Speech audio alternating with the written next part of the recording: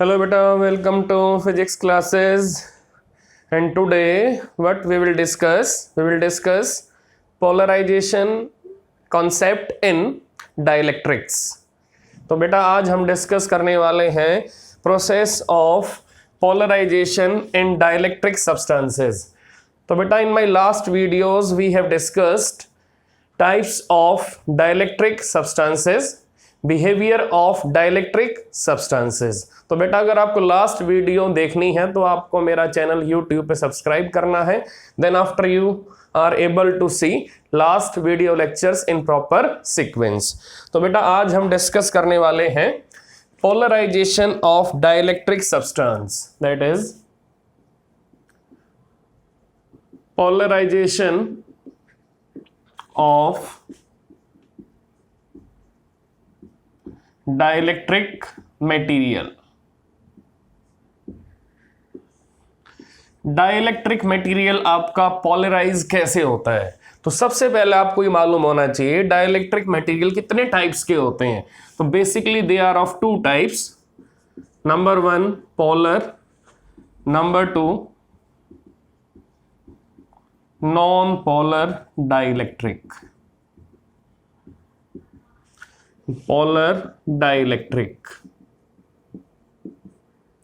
तो बेटा पोलर और नॉन पोलर डाइलेक्ट्रिक में डाइपोल मोमेंट को हम इंड्यूस करते हैं. तो ये आपको मालूम है कि पोलर डाइलेक्ट्रिक में इन absence of electric field net dipole moment क्या होगा? जीरो होगा.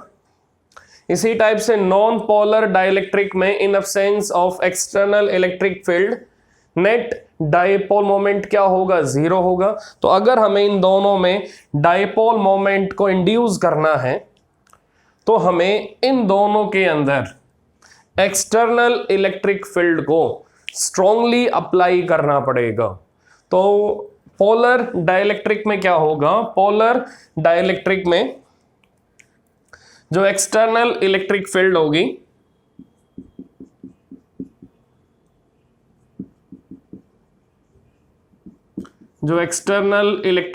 होगी वो डाइपोल्स को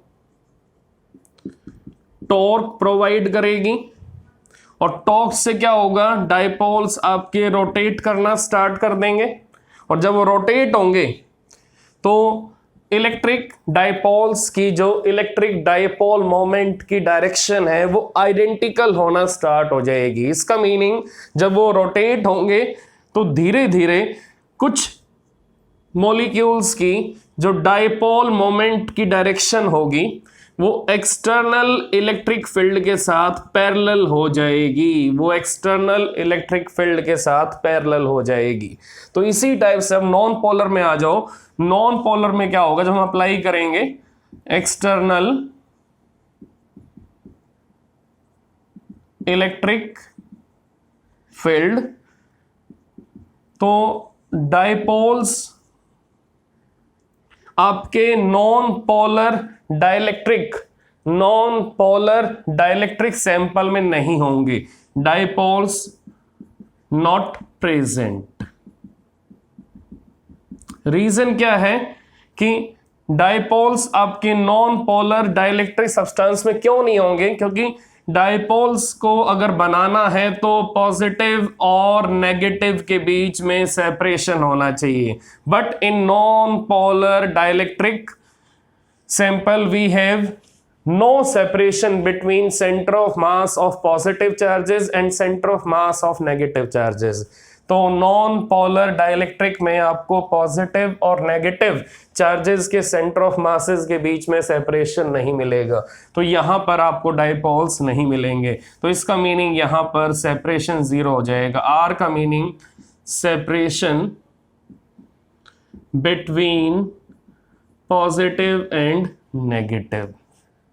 तो अब यहां पर डायपोल्स कैसे बनेंगे, यहां पर इलेक्ट्रिक डायपोल मोमेंट आपकी कैसे इंड्यूस होगी, तो नॉन पोलर में इलेक्ट्रिक डायपोल मोमेंट कैसे इंड्यूस होगी। अब जब एक्सटर्नल इलेक्ट्रिक फील्ड यहां लगेगी तो यहां पर एक्सटर्नल इलेक्ट्रिक फील्ड की वजह से ये जो आपके पॉजिटिव और नेगेटिव साइन है ये आपके स्ट्रेच होना स्टार्ट हो जाएंगे। तो यहां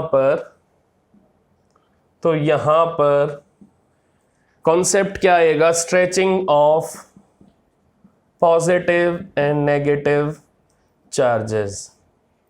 जब पॉजिटिव और नेगेटिव चार्जेस आपके स्ट्रेच होना स्टार्ट होंगे तो पॉजिटिव और नेगेटिव चार्जेस के बीच में सेपरेशन बनना स्टार्ट हो जाएगा। तो यहां पर जो पॉजिटिव और नेगेटिव चार्जेस को स्ट्रेचिंग फोर्स मिलेगा वो स्ट्रेचिंग फोर्स किसके अगेंस्ट काम करेगा, against coulomb force of attraction. तो यहां पर नॉन पोलर के अंदर जो स्ट्रेचिंग होगी, stretching will be acting along line of action of external electric field. तो जो स्ट्रेचिंग होगी पॉजिटिव नेगेटिव चार्जेस के बीच में, वो स्ट्रेचिंग आपकी किस लाइन पे चलेगी, along the line of action of external electric field. तो पॉजिटिव नेगेटिव चार्जेस के बीच में स्ट्रेचिंग आपकी किसके अगेंस्ट काम करेगी, against coulomb force of attraction. और कुछ टाइम के बाद जब आपकी एक्सटर्नल इलेक्ट्रिक फील्ड आपकी प्रॉपर वे से अपना काम कर चुकी होगी तो कुछ टाइम के बाद क्या होगा, पॉजिटिव और नेगेटिव चार्जेस के बीच में सेपरेशन आ जाएगा और नॉन पोलर डाइलेक्ट्रिक सैंपल में डायपोल मोमेंट इंड्यूस हो चुकी होगी। तो बेटा इस टाइप से हम पोलर डाइलेक्ट्रिक और नॉन पोलर डाइलेक्ट्रिक में डायपोल मोमेंट को इंड्यूस करते हैं। तो जिस प्रोसेस से हम पोलर और नॉन पोलर डाइलेक्ट्रिक में डायपोल मोमेंट को इंड्यूस करते हैं, उस प्रोसेस को हम क्या बोलते हैं, polarization. It means polarization is a concept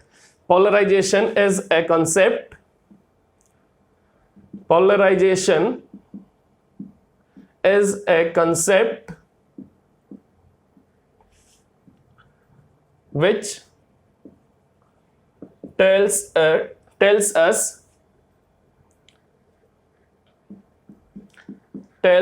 us extent up to which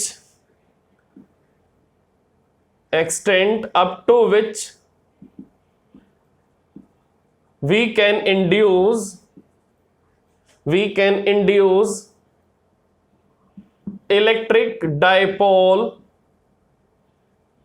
moment in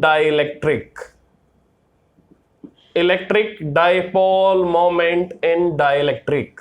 तो बेटा ये कॉन्सेप्ट प्रॉपर वे से आप अंडरस्टैंड करो कि पोलराइजेशन एक ऐसा कॉन्सेप्ट है जो हमें ये बताएगा कि up to which extent we can induce electric dipole moment in dielectric. So polarization is a concept which tells us extent up to which we can induce electric dipole moment in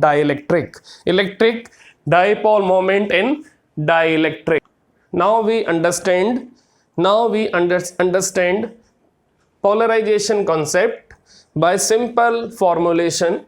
It is a concept which tells us extent up to which we can induce electric dipole moment in dielectric substance.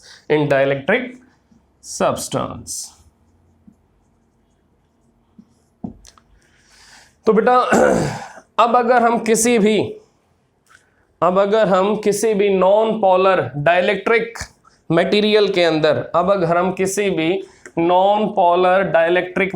के अंदर polarisation को लेके आएंगे, अगर हम किसी भी non polar अगर हमारे पास ये सैंपल है नॉन पोलर डाइलेक्ट्रिक मटेरियल का,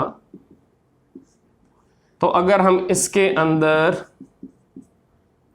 कॉन्सेप्ट ऑफ पोलराइजेशन लेके आएंगे तो क्या होगा, जो मॉलिक्यूल होंगे इसके अंदर, उन मॉलिक्यूल्स के ऊपर एक स्ट्रेचिंग फोर्स अप्लाई होगा due to external electric field, और पॉजिटिव नेगेटिव चार्जेस आपकी स्ट्रेच होंगे along the line of external electric field.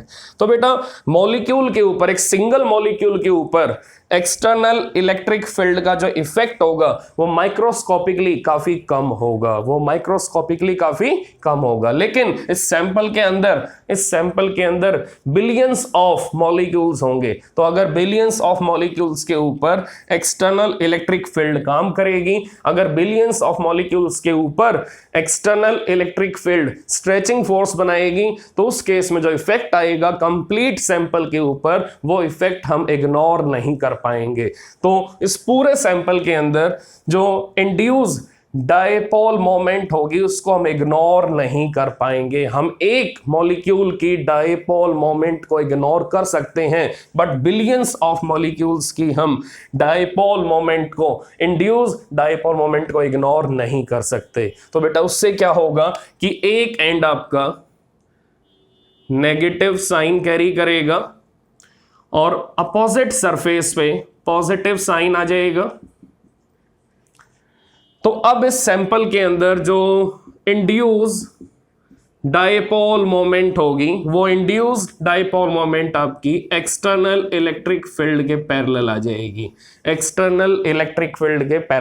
इसका मीनिंग यहां पर जो मॉलिक्यूल होंगे उनको हम इस टाइप से स्ट्रेचिंग फोर्स देंगे ताकि electric dipole moment, induce electric dipole moment आपकी एक्सटर्नल फील्ड के पैरेलल हो जाएगी। तो बेटा अब यहां पर आप पोलराइजेशन को डिफाइन कैसे करोगे? When any dielectric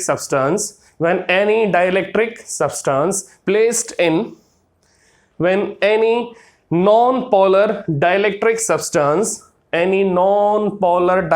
substance placed in external electric field, then there is induction of negative sign and positive sign on two opposite surfaces of dielectric substance. Then that process is known as polarization of non-polar dielectric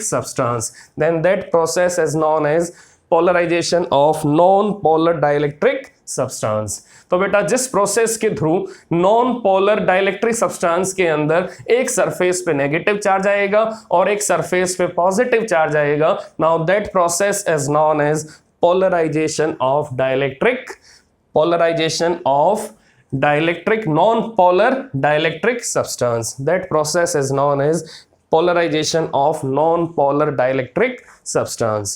तो अब आपको ये clear हो गया कि polarisation का meaning क्या है। जिस प्रोसेस से हम किसी नॉन पोलर डाइलेक्ट्रिक सब्सटेंस के अंदर एक सरफेस पे नेगेटिव चार्ज बनाएंगे और एक सरफेस पे कैसा चार्ज बनाएंगे? पॉजिटिव चार्ज बनाएंगे। Then that process is known as polarization of non polar dielectric substance. तो यहां पर बेटा एक कॉन्सेप्ट आएगा, दैट इज पोलराइजेशन वेक्टर।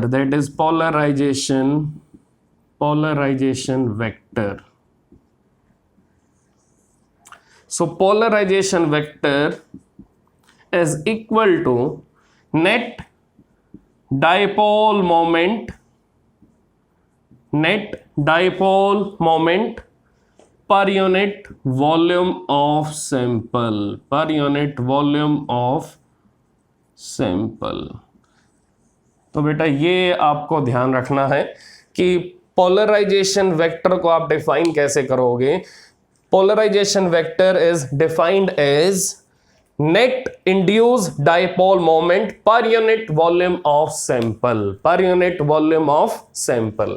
तो n का मीनिंग क्या है, नंबर ऑफ मॉलिक्यूल्स, और p का मीनिंग क्या है, dipole moment of one, dipole moment of one molecule upon volume of sample, upon volume of sample. So polarization vector is a quantity which tells us that up to what extent we can polarize any non-polar dielectric substance, any non-polar dielectric substance। तो हम simply वैसे क्या लिखेंगे कि polarization vector is a quantity which tells us that up to which extent we can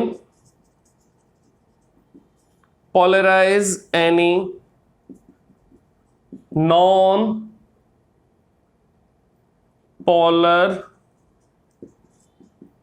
dielectric substance।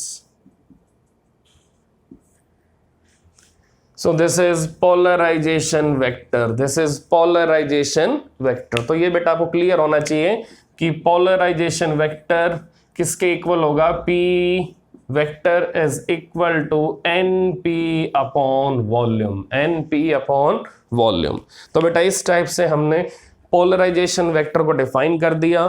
So polarization vector is a quantity, is a physical quantity which tells us that up to which extent we can polarize any non-polar dielectric substance। तो बेटा इस type से हम इस polarization vector को define कर सकते हैं। तो बेटा अब हम रिलेशन निकालने वाले हैं किसके बीच में, पोलराइजेशन वेक्टर और surface charge density on dielectric material। So in other way we can say that relation between polarization vector and bound surface charge density, bound surface charge density। तो बेटा अब चेक करते हैं क्या रिलेशन आएगा। तो अब अगर आपको किसी नोटोरियस स्टूडेंट को पोलराइज करना है, अगर उसका मोशन क्लासरूम के अंदर प्रॉपर वे से नहीं है, वो बार बार अलग अलग डायरेक्शन में मूव कर रहा है क्लास में और टीचर को डिस्टर्ब कर रहा है, तो टीचर उस नोटोरियस बच्चे को इंस्ट्रक्शन देगा, उसके ऊपर एक्सटर्नल फील्ड लगाएगा और उसका अलाइनमेंट यूनिक बनाएगा। That means due to external electric field of teacher, student will come in proper alignment, then he will move in unique direction। Now this is known as polarization effect of teacher on this notorious student। तो उस notorious student के ऊपर जो teacher ने अपनी external field apply की, तो उससे जो उसकी मूवमेंट में चेंज आया, that is polarization effect of teacher on notorious student। तो इस टाइप से आप पोलराइजेशन इफेक्ट को प्रॉपर वे से एक्सप्लेन कर सकते हो। नाउ रिलेशन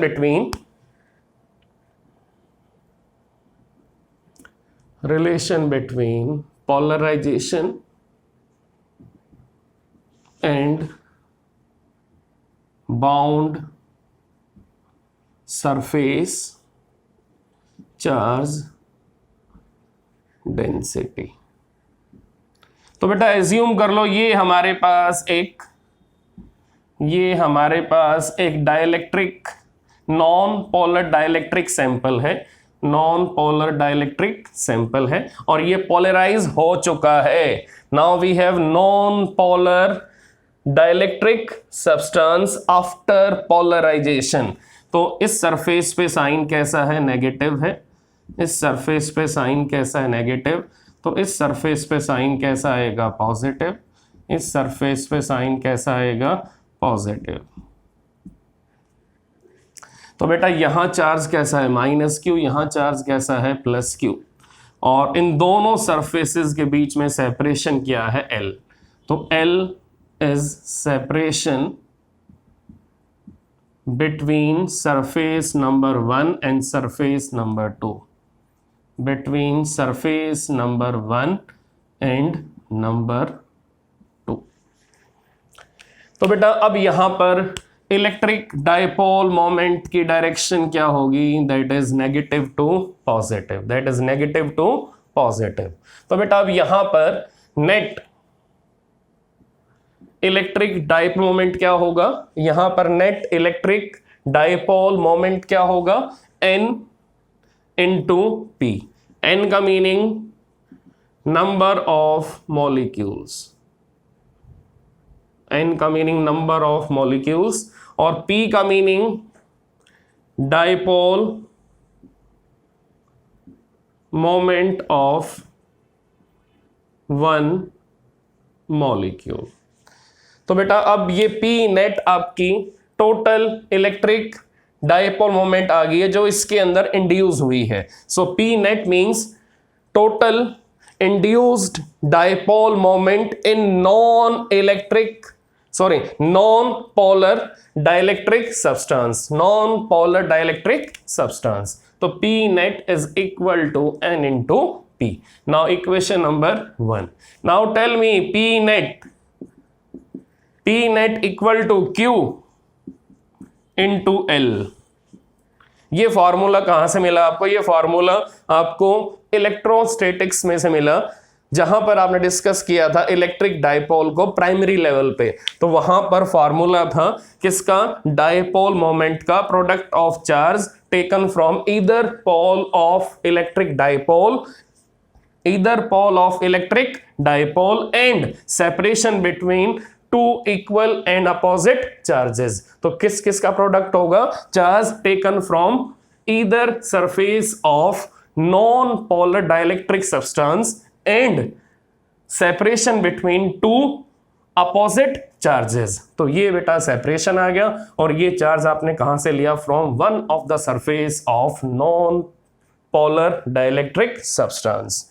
तो equation number 2। Now both equations are equal, so we can equate करेंगे। हम मैग्नीट्यूड लेंगे NP equal to QL। Now dividing both sides by volume, area into length upon area into length.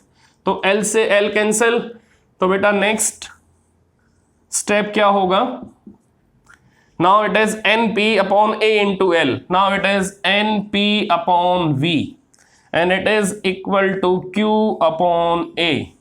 now it is known as polarization vector, now it is magnitude of polarization vector and it is equal to Q upon A, charge upon area, it is bound charge density, it is bound charge density. तो अब ये clear हो चुका है कि आपका जो polarization vector होगा उसका मैग्नीट्यूड किसके इक्वल आएगा, that is equal to sigma I, और सिग्मा आई का मीनिंग क्या है, induced charge density, it is induced charge density. तो बेटा इस टाइप से हमने रिलेशन फाइंड आउट किया किसके बीच में, पोलराइजेशन और बाउंड सरफेस चार्ज डेंसिटी। तो बेटा अब हम अगला टॉपिक करने वाले हैं, अगला टॉपिक क्या है, that is physical significance of dielectric constant, physical significance of dielectric constant, physical significance of dielectric constant. तो अगला टॉपिक बेटा ध्यान से अंडरस्टैंड करना, अगला टॉपिक आपकी फिजिक्स के लिए मोस्ट इंपॉर्टेंट है। अगला टॉपिक है physical significance of dielectric constant. तो डाइलेक्ट्रिक कांस्टेंट की फिजिकल सिग्निफिकेंस क्या होगी, अभी चेक करते हैं कि क्या फिजिकल सिग्निफिकेंस होगी। That is physical significance of dielectric constant. तो बेटा अगर हम एक non polar dielectric sample assume कर लेते हैं in presence of external electric field, in presence of external electric field,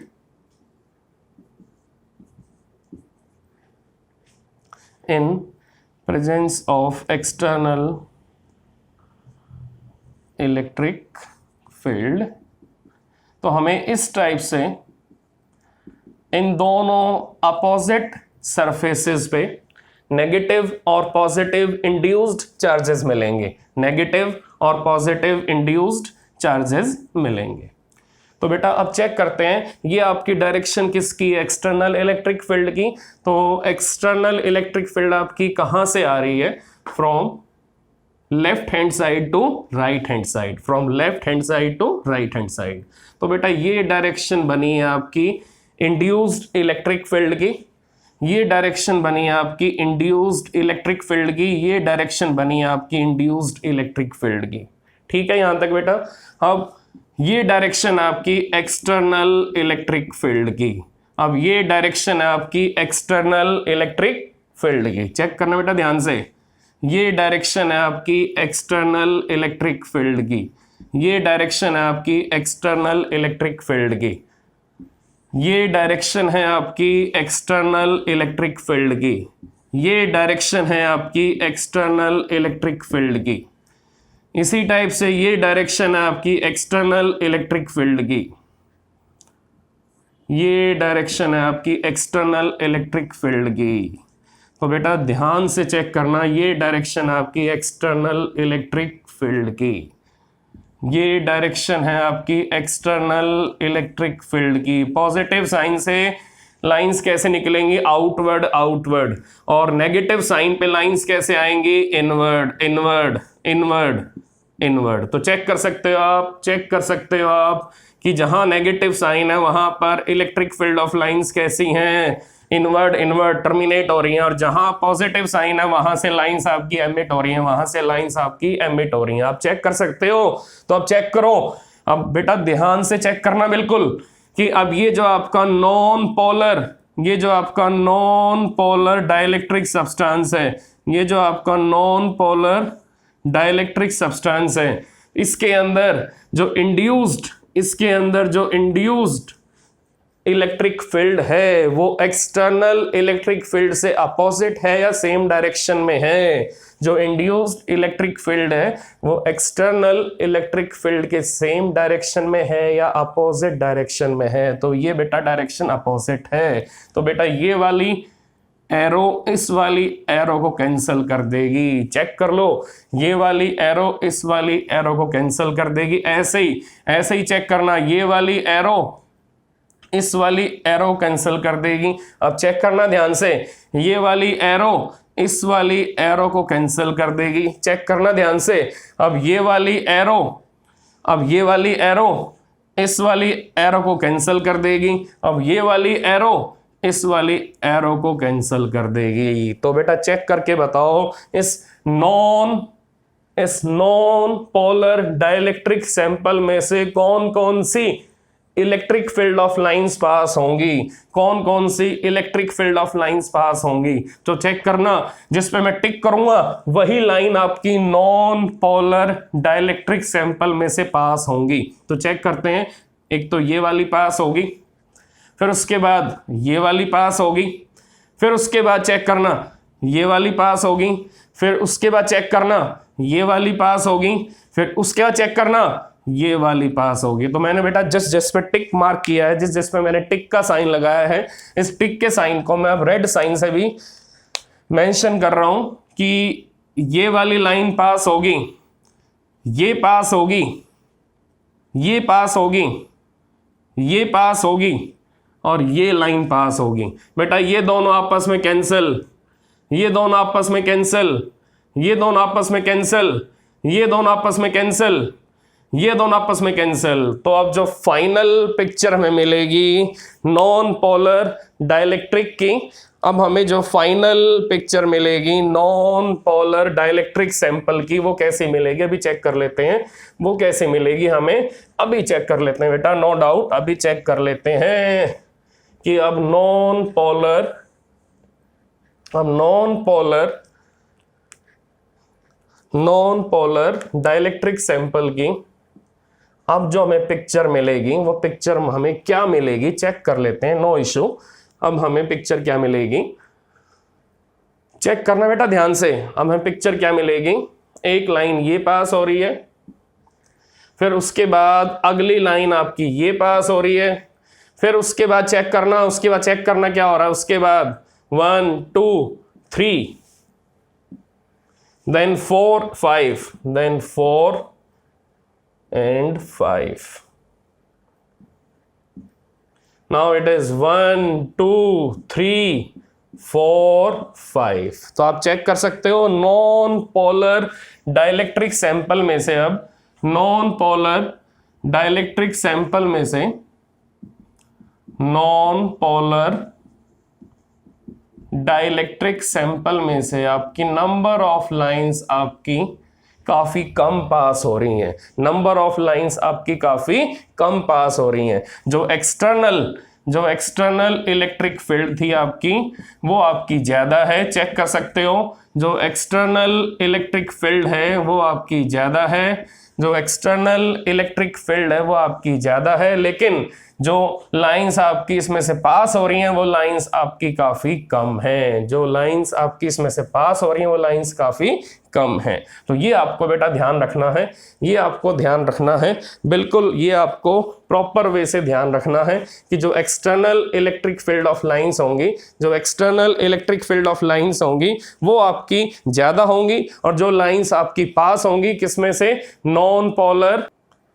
तो बेटा external electric field of lines आपको ज़्यादा मिलेंगी और आपको number of lines inside non polar dielectric substance कम मिलेंगी। तो ये आपको बिल्कुल माइंड में रखना है कि जो आपकी external electric field of lines हैं वो ज़्यादा हैं, और जो आपकी lines non polar dielectric substance के अंदर प्रेजेंट है वो काफी लेस हैं, they are very less in number, they are very less in number. तो बेटा अब यहां से हमें ये idea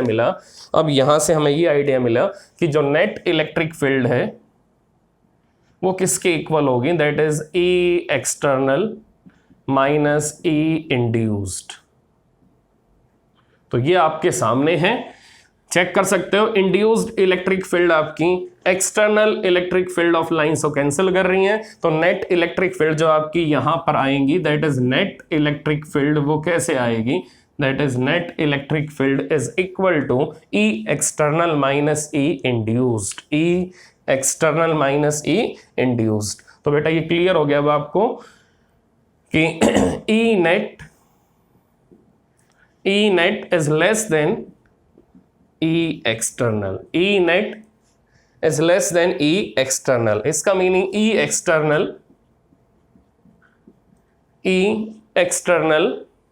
upon E net, E external upon E net that is more than 1। तो आप चेक कर सकते हो E external upon E net that is more than 1। तो अब ये बेटा रेशियो किसके इक्वल है, E external upon E net. ये फॉर्मूला पहले पढ़ चुके हो बेटा, that is F air upon F medium equal to dielectric constant. उसी टाइप से E external upon E net equal to dielectric constant, equal to dielectric constant, या फिर relative electric permittivity, relative electric permittivity. तो ये बिल्कुल clear होना चाहिए आपको कि डाइलेक्ट्रिक कांस्टेंट का बेटा एक नेम और भी है, that is relative electric permittivity, relative electric permittivity. तो अब ये क्लियर हो गया कि E external upon E net that is equal to dielectric constant. तो जैसे F air upon F medium था उसी टाइप से E external upon E medium more than 1, now it is dielectric constant and dielectric constant is more than 1। तो बेटा अगर dielectric constant आपका ज्यादा होगा, अगर डाइलेक्ट्रिक कांस्टेंट आपका ज्यादा होगा, it is more than 1, then अगर डाइलेक्ट्रिक कांस्टेंट आपका ज्यादा होगा तो यहां पर ई नेट की वैल्यू कैसी होगी, very very smaller. If K D more than 1 then E net will be smaller and smaller. तो अब आपको ये आइडिया मिल चुका है कि अगर के डी आपका मोर देन 1 होगा तो ई नेट आपका स्मॉलर होगा। तो ई नेट अगर स्मॉलर है तो ई इंड्यूस्ड कैसा होगा, ई इंड्यूस्ड आपका बिगर होगा, ई इंड्यूस्ड आपका बिगर होगा, क्योंकि ई नेट किसके इक्वल है, E net equal to E external minus E induced.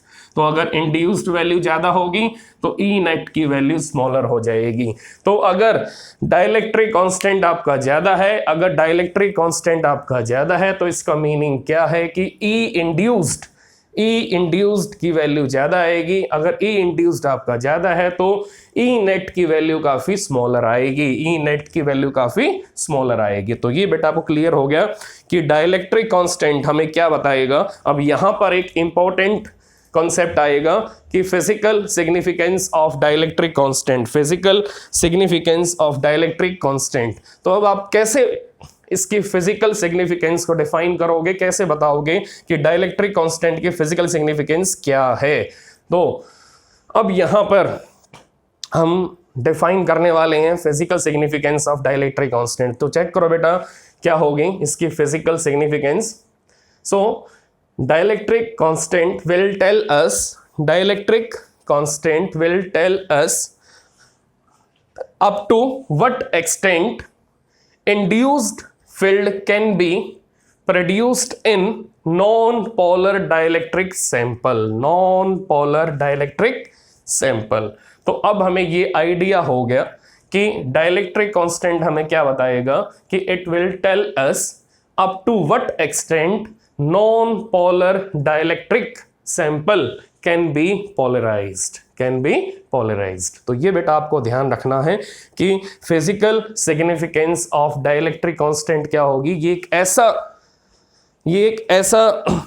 Dielectric constant, एक ऐसा कांस्टेंट हमें ये बताएगा कि कोई भी नॉन पोलर डाइलेक्ट्रिक सैंपल आपका कितने एक्सटेंट तक पोलराइज हो सकता है, कितने एक्सटेंट तक वो पोलराइज हो सकता है। मीनिंग ऑफ पोलराइजेशन, उस सैंपल के अंदर डाइपोल मोमेंट को इंड्यूस करना, उस सैंपल के अंदर इंड्यूस्ड इलेक्ट्रिक फील्ड को बनाना। तो अगर इंड्यूस्ड इलेक्ट्रिक फील्ड आपकी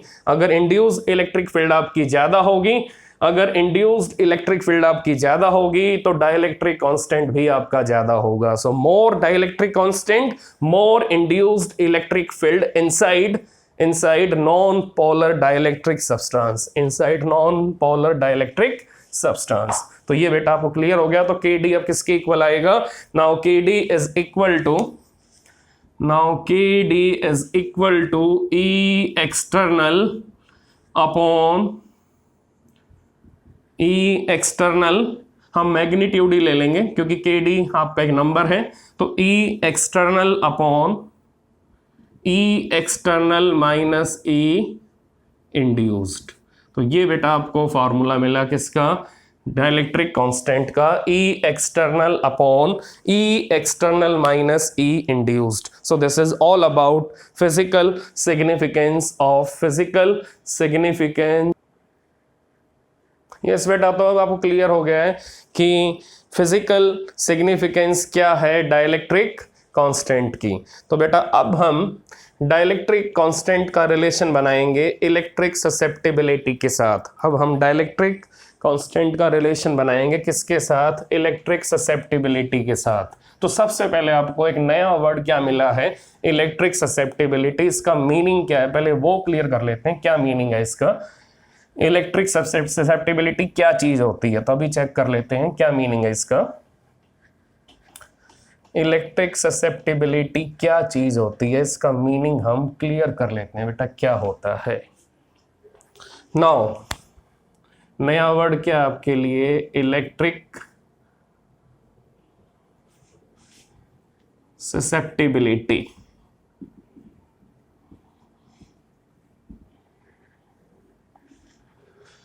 ग्रीक लेटर बेटा, इसको हम काई बोलते हैं। ची बोलते हैं, इसकी प्रोनाउंसिएशन ची है, काई बोलते हैं इसको, ग्रीक लेटर है।